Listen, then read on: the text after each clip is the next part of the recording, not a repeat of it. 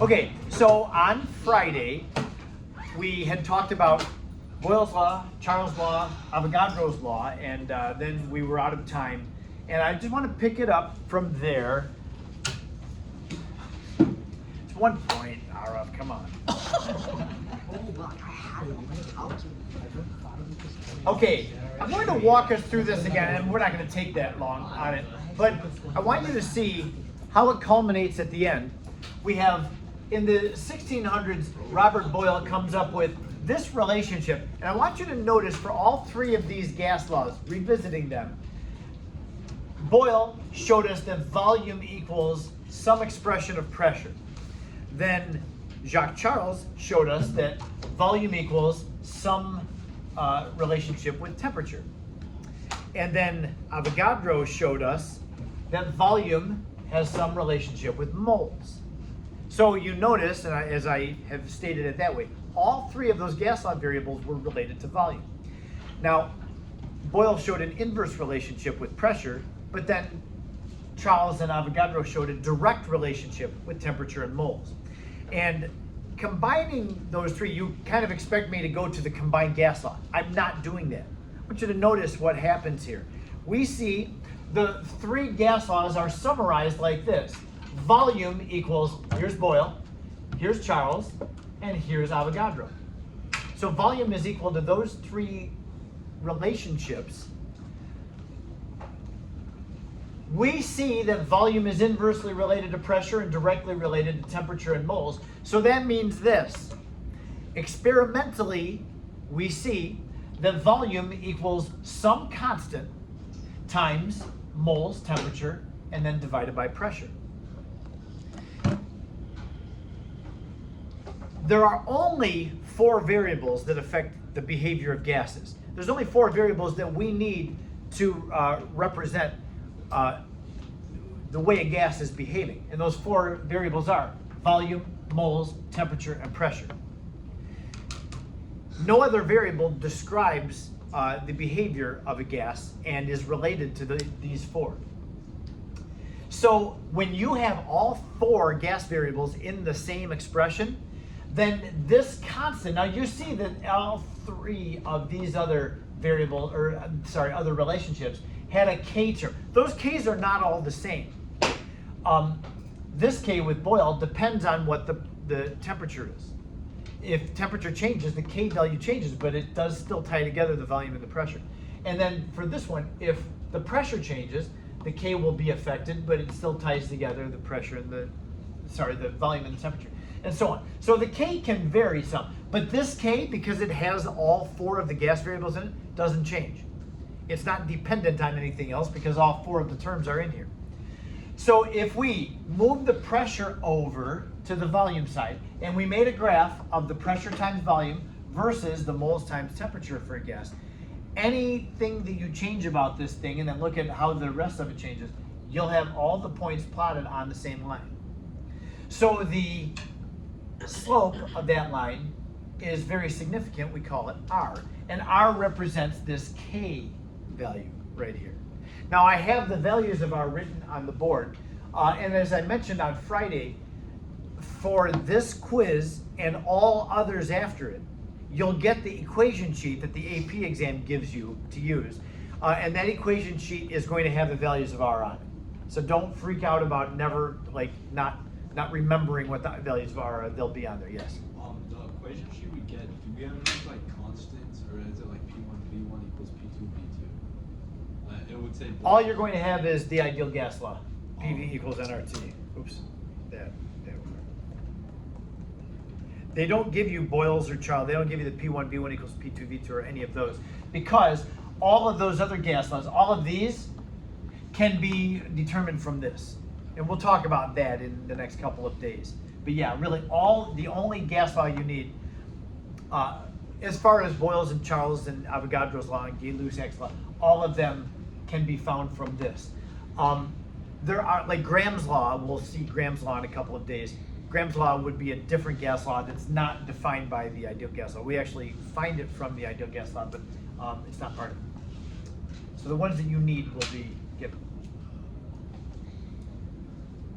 Okay, this is what we would consider an experimental derivation of the ideal gas law. Experiments had to be done in order for the scientists to come up with these three relationships, which we put together to come up with the ideal gas law. So we combined those three and derived the ideal gas law. The next thing that we're going to do in here is going to be what we call a theoretical derivation of the ideal gas law. I want to show you this. It is a little bit shocking. It's kind of long. It'll take us 25 or so minutes to get through it.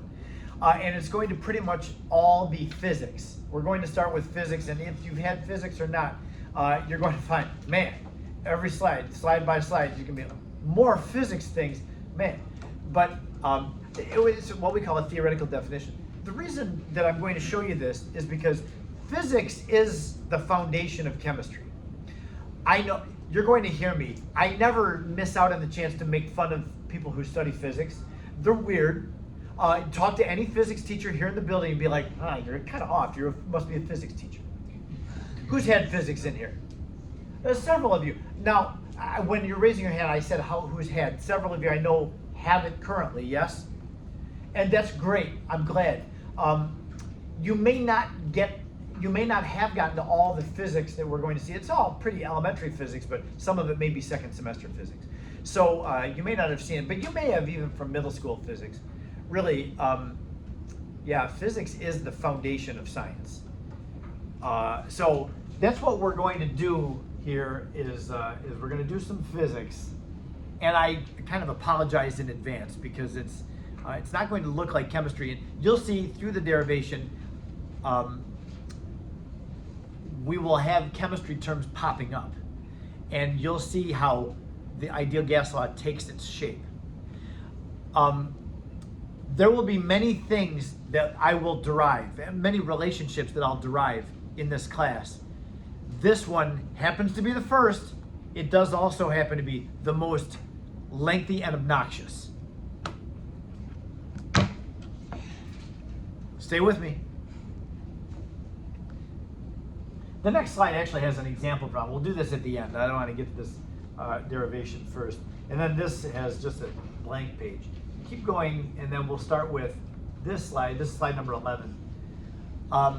So I want you to first imagine that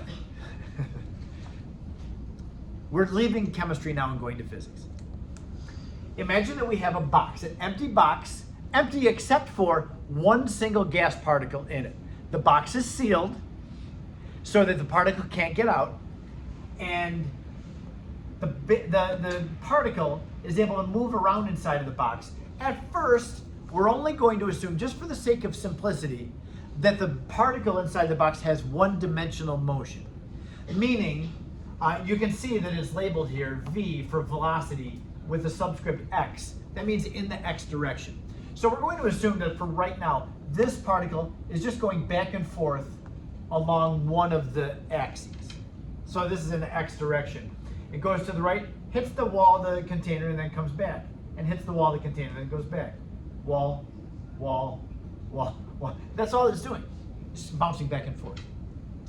Now, the frequency with which this particle is hitting the walls of the container is dependent on two things.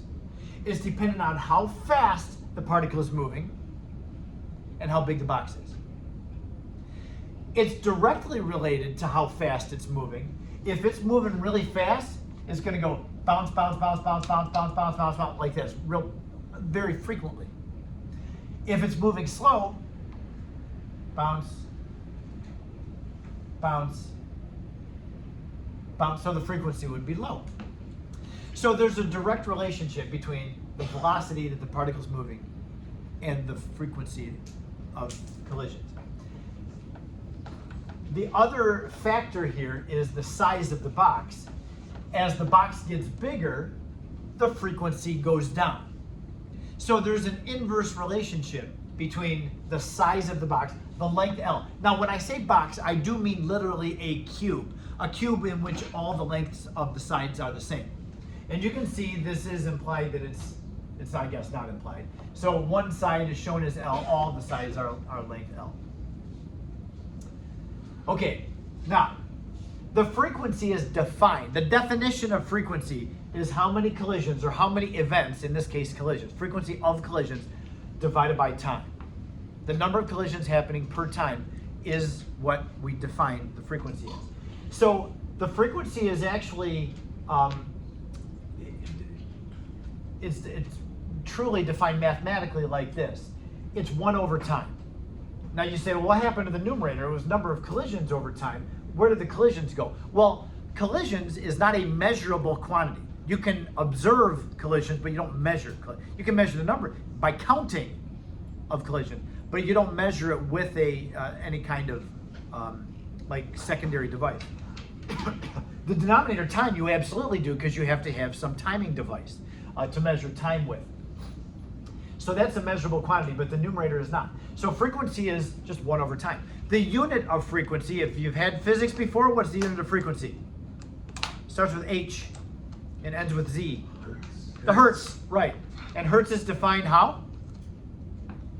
Hertz is a 1 over second. It's a reciprocal second. And that's because of the definition of frequency, it's 1 over seconds. Okay, so anyway, we can't talk about frequency a lot. So the frequency is directly related to the velocity that's in the numerator and inversely related to the size of the container by the length L that goes in the denominator.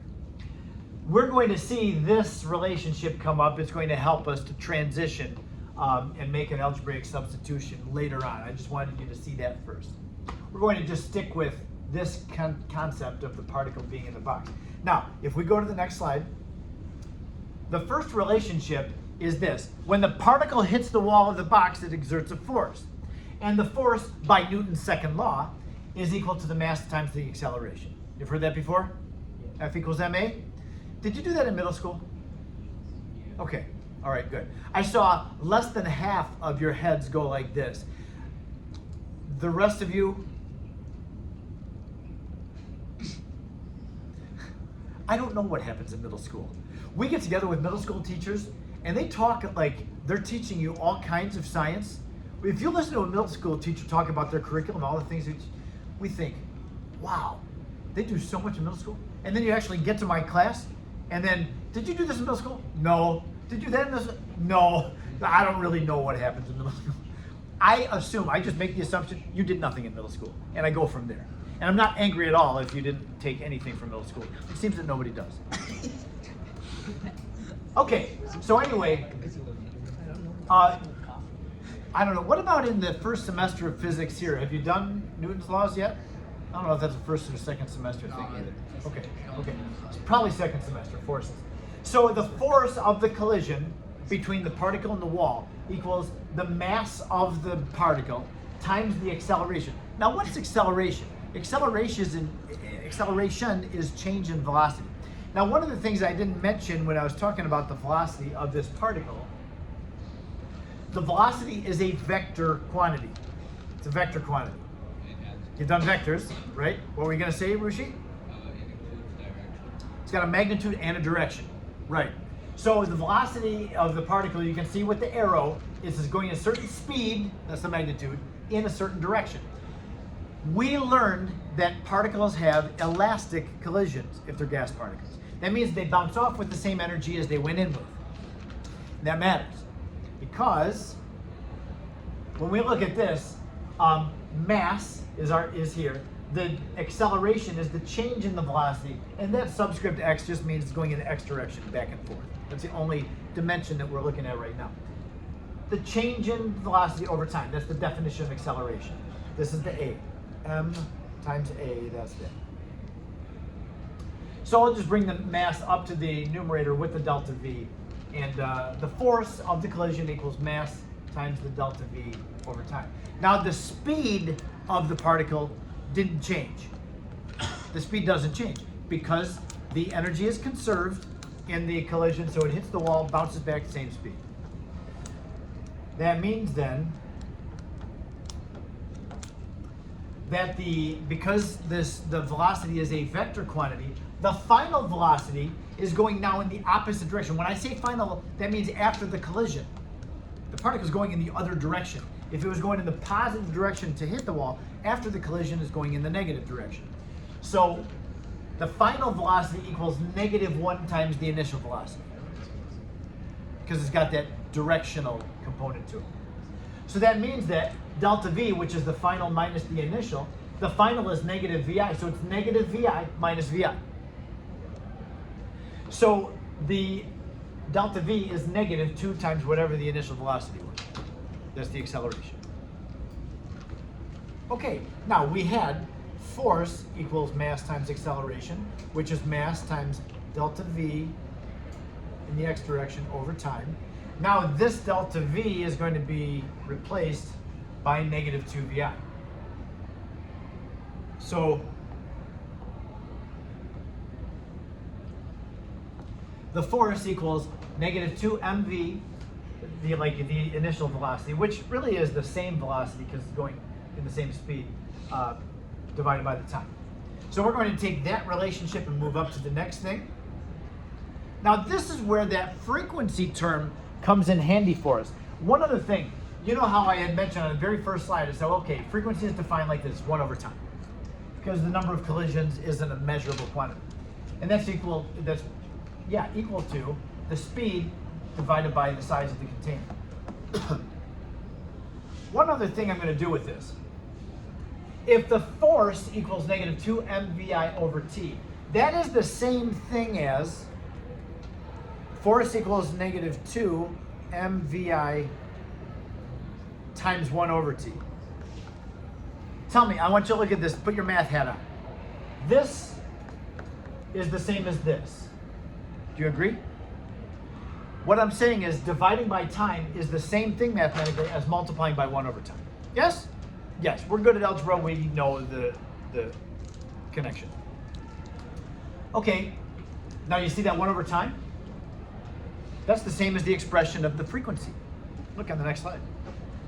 1 over time. So we can make a substitution. Let's see if I can bring,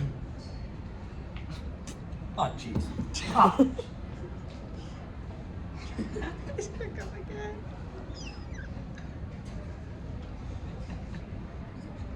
Say hi. Say hi. Oh wow, Mr. Marcus, present just off the TV. Oh wow. Mr. There's no door. You can't go. Look behind you. Look the other way behind you. Look farther behind you.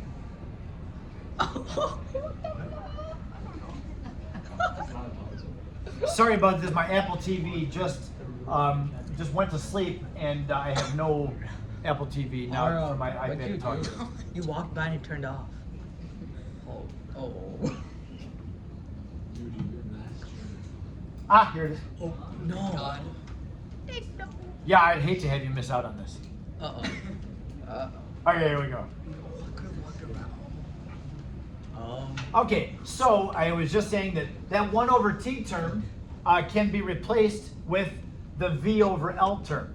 So it was the force, remember from the previous slide was force equals -2 mv times 1 over t.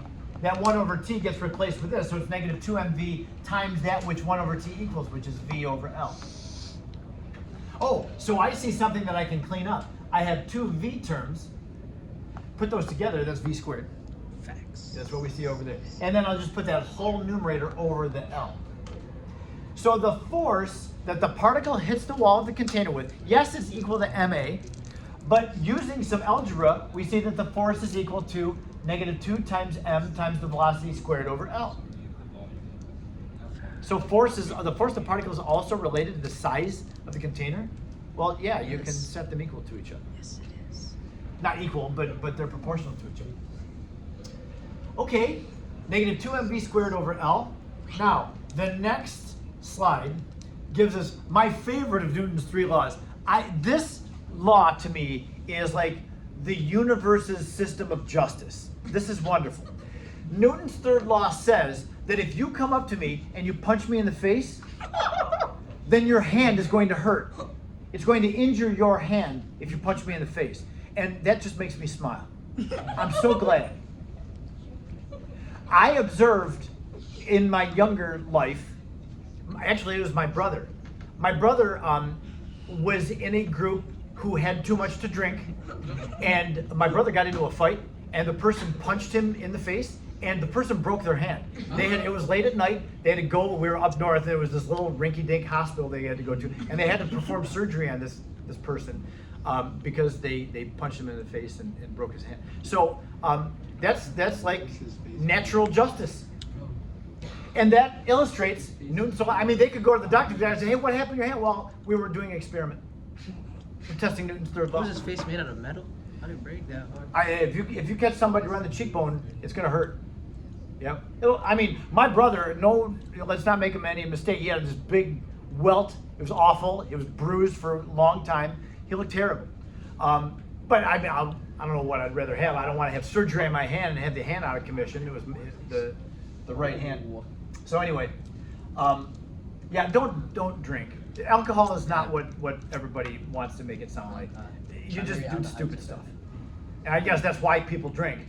Yeah, but you won't benefit from drinking. Trust me. So don't look forward to drinking. Just don't get involved in it. Drinking has caused so many bad things to people around me. Anyway, so when we think of Newton's third law, for every force, there's an equal and opposite force. So when the particle hits the wall of the container pushes back on the particle. Now, this is a big deal because when we think about, eventually we're going to get ourselves to pressure. You'll see that the pressure, I think, is going to come up in the next slide. When we measure pressure, pressure is an observation with respect to the wall of the container, the walls of the container. We're not measuring the pressure of the particles that hit the wall. We're measuring the pressure that the wall is experiencing. Yeah. Oh my gosh. What's going on here? I didn't know I passed it this time. Yeah, I guess we can't blame you this time. This happened one day last week too. Did you have this in other classes? I don't think it was in this hour for In me. French for me. But In the first part happened. darn it. What? Yeah, something is resetting there with the Apple TV and it's very annoying. I will wait 50-50 for the last one. This curly fries, I'll give it the entire thing. Okay, we're back. So, oh, just give me the entire thing. Like, I brought down the you literally. Okay, You can't do that. so He says you're the big. hopefully this is not going to happen again. Because there's an equal and opposite force, force is also a vector quantity. So the particle's force is equal to negative the force that the wall experiences. So if we think about the force that the wall is experiencing, you just take the same expression and change the sign of it. So it's positive 2mv squared over the L, the dimension of the box. All right, now this is where pressure is going to start to show its head. Pressure is force that the container experiences. So let's define force down here. You saw the definition of pressure in the reading assignment. Pressure is force over area. So taking advantage of force over area, we're going to now take this definition that we have of force, which is 2mv squared over L, divided by the area. Now we're talking about a box here. You got ants in your pants?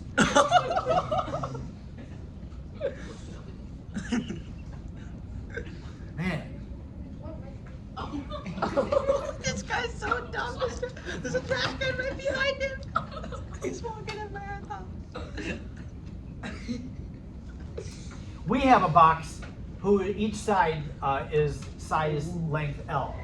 And if we think about and two things have happened here. You're gonna see, I'll tell you what I mean by that black line that's above the V. I'll get to that in a second. But the particle can hit any place in that box.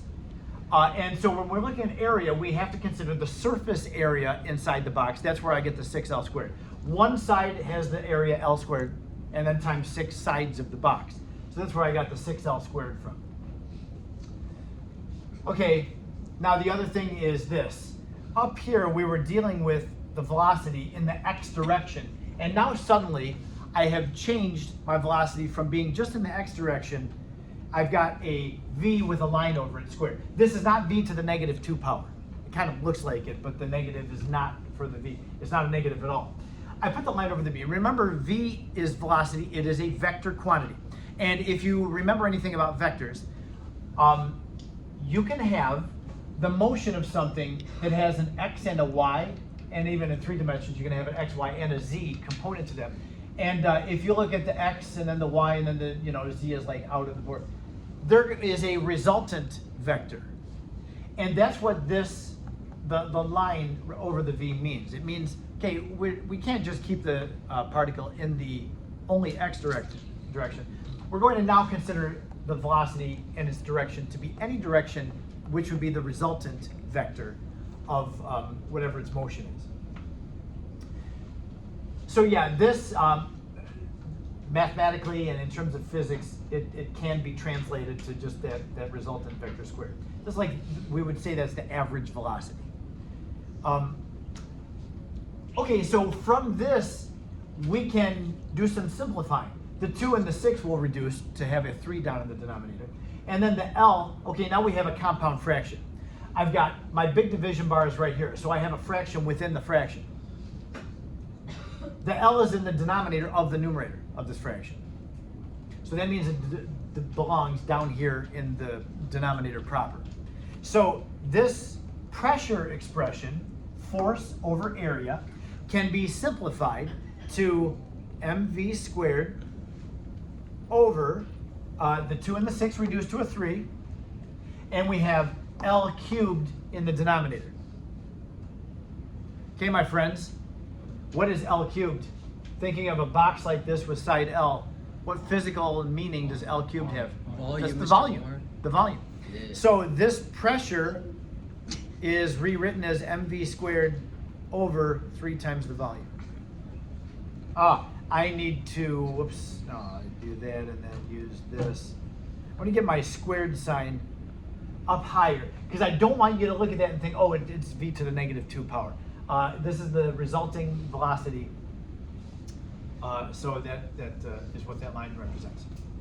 Okay, well, on the next slide, we're almost there.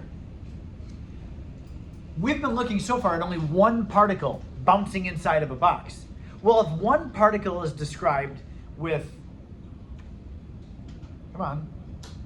with this pressure, then if I have many particles, we can assume they're all behaving similarly. So that means that my total pressure, if I have a sample of gas molecules inside of the box, it would be the number of moles of particles times the pressure of each particle. This would be, inside the parentheses, the pressure of each particle times moles. So the unit here would be like atmospheres per mole. Or really it would be kilopascals per mole. Now, when I just take all the chemistry terms and move them over to one side, I see mass and velocity, those are physics terms for sure. But the pressure is a chemistry term, the moles, the chemistry term, and the volume is a chemistry term. Move those all over to the left side, so I'll multiply the volume out and it'll be PV. Divide out the N, it'll be PV over N. And then everything that's left over on this side is just mv squared over 3. Now we're getting really close. We see pressure, volume over moles. We're kind of seeing a glimmer of the ideal gas law, yes? Yes. This term right here, though, depends on, in physics, we have this thing.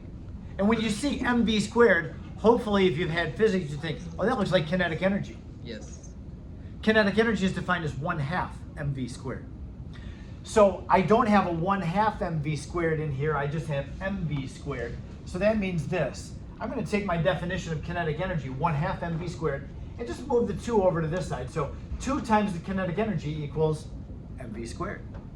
So when I have this mv squared in the numerator, I'm just going to replace it with what it's equal to, 2 times the kinetic energy.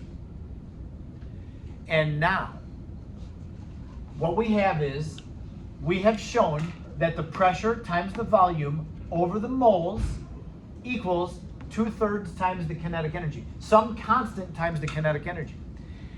We saw on the very first day, the first slide that I showed you was the assumptions of the kinetic molecular theory. And I'm not going to go back there now. You can go back there and see. The last of the 4 assumptions that we make were that the kinetic energy of gas particles, go there, and just flip up onto the next slide.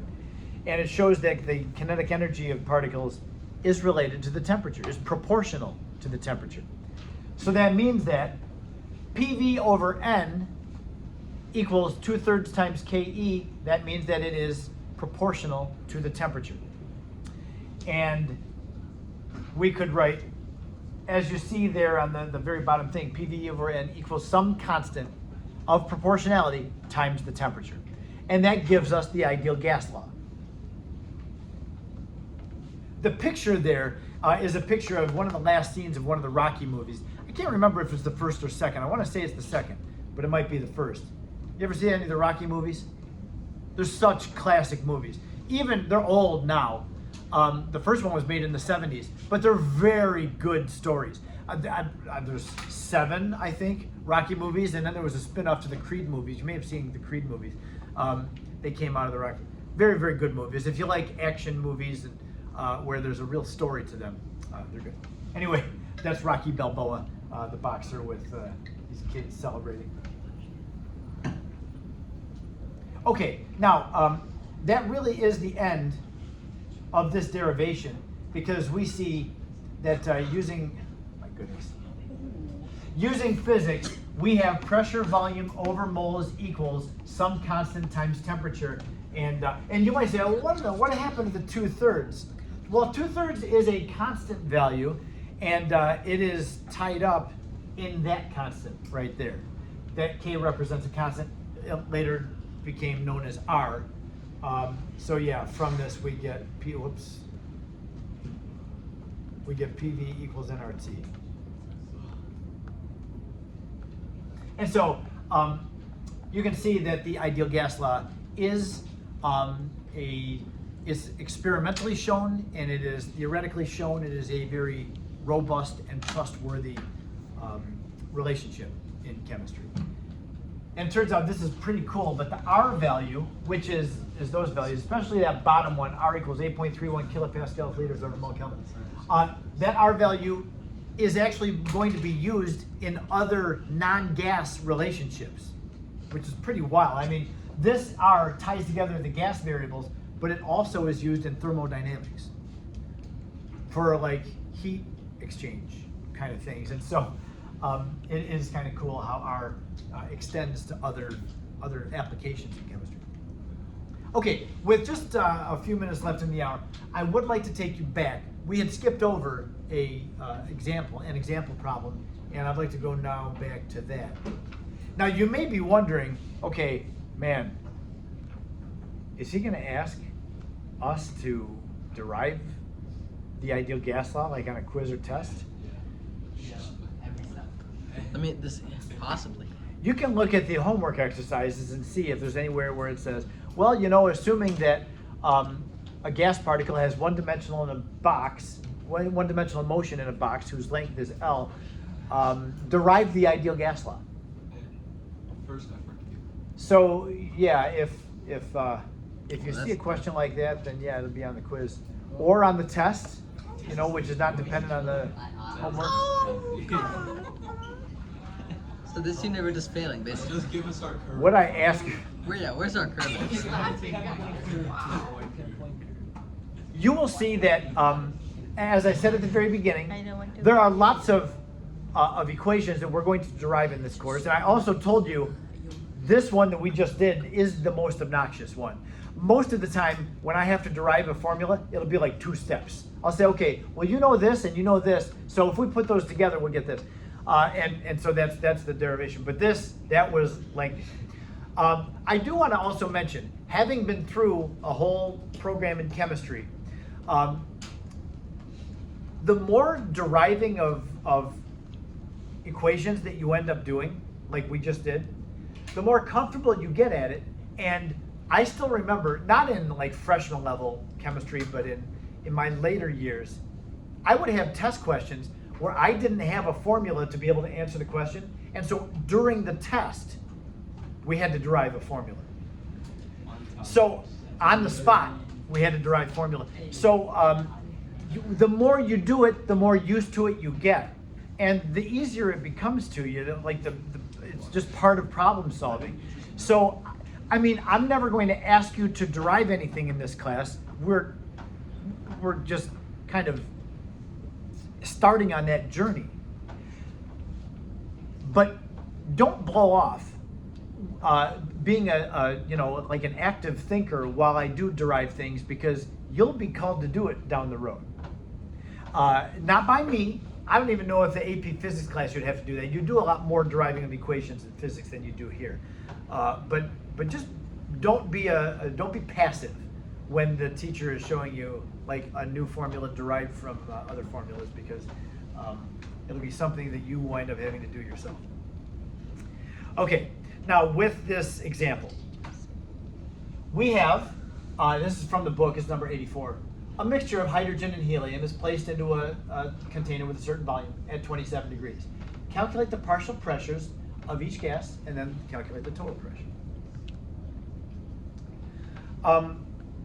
So what I'd like to do, I see some of you are writing some things down. I'm going to ask you to stop writing, like seriously stop writing. And I'm going to do something on the screen here, and I would just ask you for right now to evaluate my work.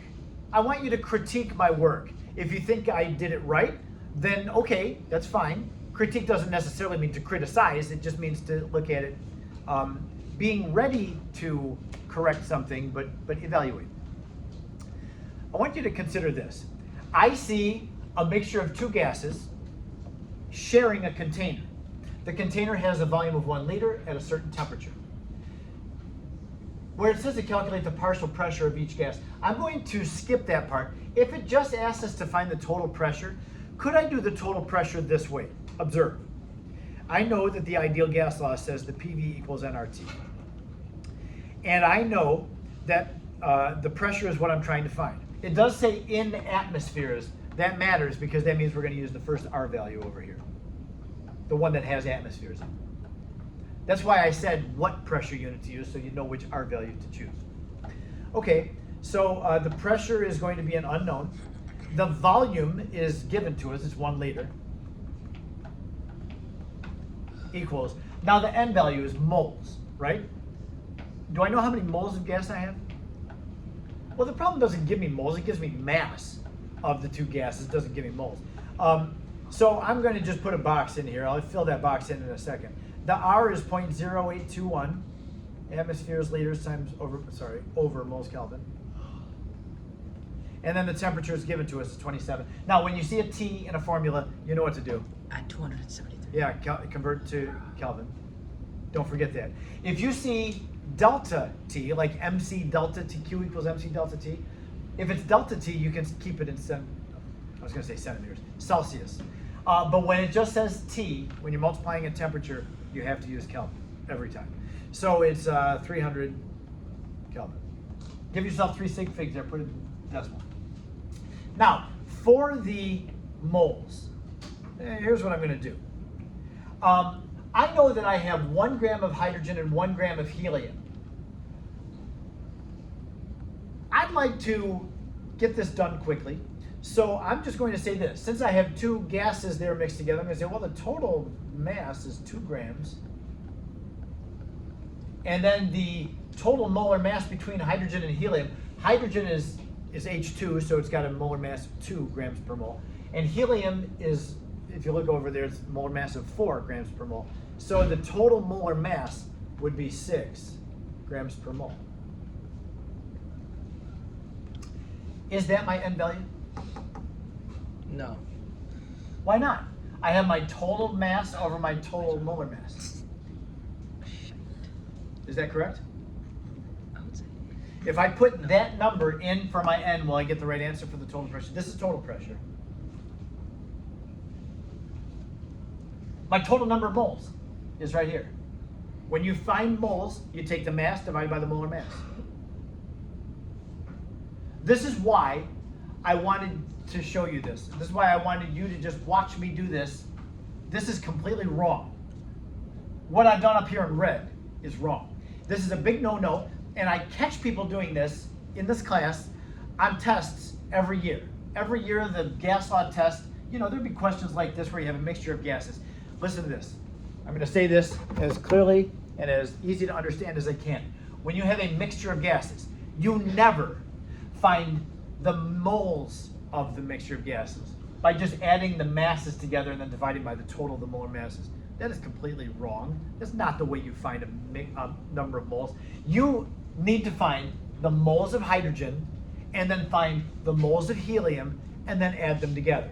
You can't just decrease your amount of work by adding the masses and adding the molar masses. The 6 grams per mole has no meaning at all. It's got no meaning. You don't ever add molar masses when you have a mixture. Now, when you have a compound like Na2SO4, if you need the molar mass of that, you have to add the sodium and the 2 sodiums, the sulfate, and the sulfur and the 4 oxygen. You add all the atomic mass. That's a compound. This is a mixture of gases. Never add molar masses to a mixture. Are you with me? Okay, don't do that on the test. You can expect a mixture of gases on your test in this chapter. You'll have to find moles separately and then add them together. Because we can do that very easily. The molar mass of hydrogen is 2. So the moles equals, how many moles is 1 gram of hydrogen gas? It's 0.5, right? It's 1 divided by 2. What about 1 gram of helium is how many moles? It's 1 divided by 4, 0.75. 2.5, Mr. Moore. 0.25. 2.5, thank Oh, I you. caught you there. Nuts. Oh, the student outsmarts the teacher. 0.25. You know why I said 0.75. You see where I came up with 0.75? That's the total number of moles. Sorry about that. Yeah, so 0.5 plus 0.25, that gives us 0.75. That's our end value. If you put 0.75 in for this, it's fine. You'll have it. But with the way I did it over here, where I just added the masses and added the molar masses, does that give you 0.75? Nope. No. Gives you 0.33. Mm-hmm. And that's not right. So, 0.75 moles. Then we could go ahead and plug everything in, find the total pressure. That's only one component of it. It does ask in this question to find the pressure of each gas. So you are kind of stuck finding the pressure of hydrogen separately from the pressure of helium. Okay? I don't think it's necessary for us to actually do this problem. Just calculate. It's easy enough. I mean, it would be like this. I'm going to just erase all of this. I'm just going to show you this, and we're going to leave it at this. We're going to do lots of example problems in this chapter, and so don't feel ripped off that I'm not doing this with you, the whole thing. Pressure times volume equals moles times RT. PD equals nRT. We have to find the pressure of hydrogen separately from the pressure of helium. Oops, not equals. This is super easy. You can find, the only thing you don't know is that, and the only thing you don't know is that. So solve for the pressure of hydrogen, solve for the pressure of helium, then add them together at the end. That would be your 3 answers. You know everything here. I don't think you're all so good at solving, doing algebra, that I know that you can just put the numbers in and get the answers. So you're on your own on this one, in this one. And that's it. Don't run off because it's not time to leave.